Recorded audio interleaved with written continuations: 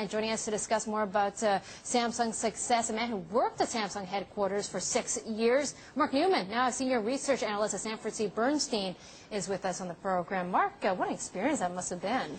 Oh, working at Samsung, a great experience. The company, fantastic execution machine, and frankly, you know, looking at what they've been doing the last couple of years, not particularly surprised that they've now hit this summit of #1 in smartphones and even #1 in handsets. Yeah. Although slightly surprised and impressed by the speed that they've done it. That's right. So they've ended Nokia's reign as the #1 handset maker in the world. 40 years Nokia was in that spot. So what do you think did it for Samsung? Because obviously, I believe from my numbers that they're still losing the smartphone market to Apple, but they're winning in the emerging space. Well, Samsung also is now #1 in smartphones as well. Right.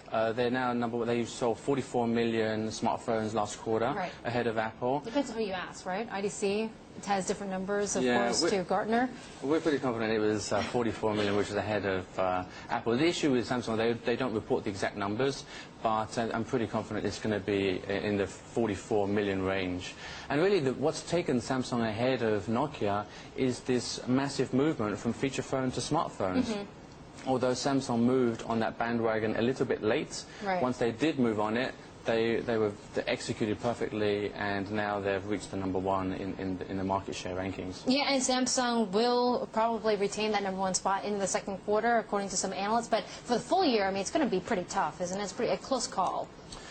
For the full year for smartphones or just overall? Global handsets. I would say I think Samsung is a pretty comfortable position to stay #1 for this year.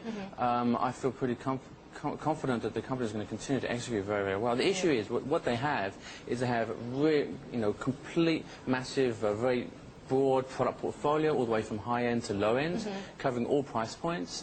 And their distribution is also very, very broad in all regions around the world. So it's very, very difficult to see them losing share right now. Strategy Analytics says that it looks like Samsung will be #1 in Q1, Q2, but Nokia is traditionally stronger, they say, in Q3 and Q4 in terms of sales. So let's talk about, I guess, geography, because isn't it interesting that Samsung gained in Europe? I thought Europe was going through a sovereign debt crisis, but they have money to buy Samsung Galaxy phones.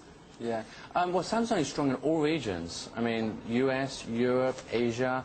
They're strong in all regions. I mean, what we're seeing here is really Samsung gaining share because of the product breadth.